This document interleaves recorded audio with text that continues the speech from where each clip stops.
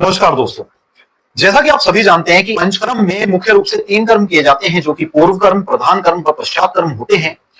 इसमें भी जो पूर्व कर्म है इसकी महत्ता थोड़ी सी ज्यादा, क्योंकि इसी के दौरान व्यक्ति तैयार होता है प्रधान कर्म में जाने के लिए। इसी पूर्व कर्म में व्यक्ति के शरीर में उपस्थित दोषों को उत्प्रेषित किया जाता है, जिससे जब प्रधान कर्म किया जाए तो उसके शरीर से दोषों का निष्कासन अच्छी मात्रा में हो जाए। पूर्व कर्म है ये महत्वपूर्ण है, और पूर्व कर्म में भी जो मुख्य 2 कर्म हैं वो है स्नेहन और स्वेदन। स्नेहन और स्वेदन में भी सबसे पहले जो किया जाता है वो स्नेहन होता है, और स्नेहन के ऊपर आज हम बात करेंगे। जो हर्ष मित्तल, मैं तुमसे पूछना चाहूंगा कि जो आपके स्नेह हैं ये बेसिकली है कितने टाइप के और कौन कौन से हैं? तो बहुत जैसे आचार्य चरक ने बताया है कि इसमें जो है वो 2 प्रकार के होते हैं, एक जंगम और एक स्थावर। अब वैसे तो इसमें अनेक हैं नाम से तो, बट आचार्य चरक ने 4 प्रकार के महास्नेहों का वर्णन किया है, घृत, तेल, वसा और मज्जा। अब इसमें से भी सर्वश्रेष्ठ जो बताया है वो घृत को बताया गया है, क्योंकि घृत जो होता है सर्वश्रेष्ठ अनुग्रहण द्रव्य है।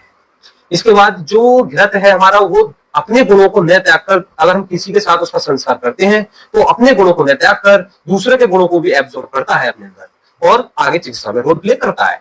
जबकि अगर हम तेल की बात करते हैं तो तेल जो होता है वो हमारा अपने गुणों को त्याग देता है। अगर हम किसी उसके विपरीत गुणों से अगर हम उसका संस्कार करते हैं तो वो अपने गुणों को त्याग कर दूसरे के गुणों को एक्सेप्ट कर लेता है या एब्जॉर्ब कर लेता है, फिर चिकित्सा में रोल प्ले करता है। इसलिए शायद इसलिए ही घृत को सर्वश्रेष्ठ अनुवर्तन द्रव्य कहा गया है।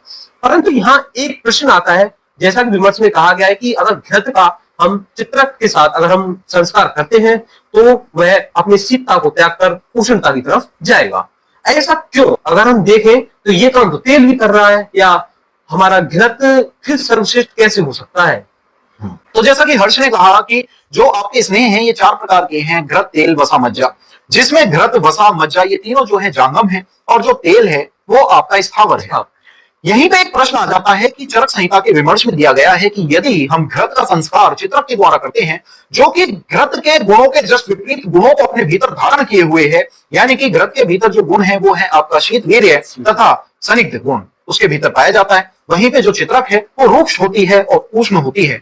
जब चित्रक के द्वारा घृत का संस्कार किया जाता है तो घृत अपने शीत, वीर्य का त्याग कर उष्ण हो जाता है, मतलब कि उसकी पोटेंसी यहाँ पर चेंज हो रही है। वहीं आचार्य ने कह दिया था कि जो घृत है ये अपने गुणों का परित्याग नहीं करता है, इसलिए श्रेष्ठ है। और वहीं पे दूसरी जगह जो बात आती है वहां पे लिखा गया है कि जो तिल तेल है ये भी क्या करता है, जब किसी शीतल द्रव्य के साथ संस्कारित किया जाता है तो अपने शीतल वीर्य को ये जो है बना लेता है, मतलब कि ये अपने उष्ण वीर्य का परित्याग कर, क्योंकि सभी तेल मुख्य रूप से जो है उष्ण कहे गए हैं, तो ये अपने उष्ण गुणों को त्याग कर, अपने उष्ण वीर्य को त्याग कर शीतल हो जाता है। घृत के भीतर भी जो स्नेह अंश है, जो उसकी स्निग्धता है वो बरकरार रहती है, और तेल में भी, जो कि तेल का तेल है, स्निग्धता बरकरार रहती है। उसके बावजूद भी घृत को ही श्रेष्ठ क्यों माना गया जब काम दोनों ही एक रहे? तो इसके पीछे का जो मुख्य कारण मैं समझता हूं हर्ष, वो ये है कि जो आपका घृत है ये मुख्य रूप से जब शरीर पर कार्य करने की बात आती है तो 2 दोषों पर काम करता है। 2 दोषों पर काम करता है, जो कि हमारे वात पित्त है। वह वात को अपनी स्निग्धता से दूर करता है और पित्त को अपने शीतलता से दूर करता है, शीतलता से दूर करता है। अब वहीं पे यदि आप तेल की बात करेंगे तो क्या आप बता सकते हो कि तेल किस दोष पर मुख्यतः प्रभाव करता है? तेल मुख्यतः तो वात दोष पे प्रभाव करता है, क्योंकि जैसा आप बता रहे हैं उष्ण गुण है और स्निग्ध है तो रुचिता को तो कम करता है। अब जैसा कि वात दोष का अपोजिट है कफ दोष, पर उसको नहीं बढ़ा पाता है तेल। ये तो मतलब जो आपका तेल, मधु और घृत है, इन तीनों की महत्ता ये बताई गई है कि घृत जो है पित्त शामक सर्वश्रेष्ठ औषधि है, वहीं पे जो मधु है वो कफ शामक सर्वश्रेष्ठ औषधि है, और जो तेल है वो वात शामक सर्वश्रेष्ठ औषधि है। अब जो आपका घृत है, घृत और तेल के मध्य ऐसा क्या अंतर है जिसकी वजह से घृत की महत्ता, श्रेष्ठता अधिक है, तेल उसके सुपीरियर है? उसके पीछे का कारण ये है कि जो घृत है वो कुछ लिमिटेड केस में ऐसा करता है कि अपने वीर्य का परित्याग कर दूसरे के वीर्य को धारण करे।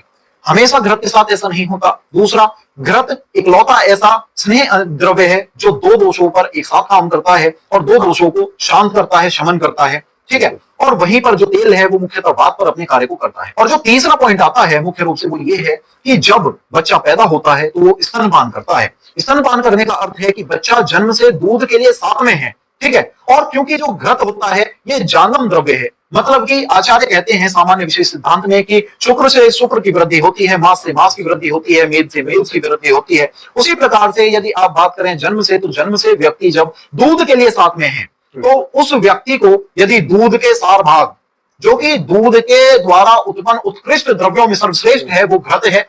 तो घृत के लिए उसका शरीर पहले से तैयार है, क्योंकि वह जन्म से उसका सेवन कर रहा है, और इस वजह से जो घृत है उसके शरीर पर मुकाबले किसी भी तेल के या किसी भी अन्य स्नेह के अधिक तीव्रता से प्रभाव को डालता है और अधिक सटीकता के साथ अपने प्रभाव को करता है, अपने कर्म को दिखाता है और जल्द ही उसका असर देखने को मिलता है। और घृत हमेशा क्योंकि अपने गुणों को नहीं परित्याग करता, इस वजह से इसलिए जो आपका घृत है वो श्रेष्ठ है मुकाबले तेल के, जो कि हमेशा ही लगभग अपने कुछ गुणों को परित्याग कर देता है संस्कार के दौरान। तो उम्मीद करता हूं आप समझ गए होंगे। और क्यों हर्ष मित्तल, तुम समझे कि नहीं? यस बॉस, मेरा डाउट क्लियर हो गया। तो मिलते हैं दोस्तों अगली वीडियो में। और शंकर भगवान की जय।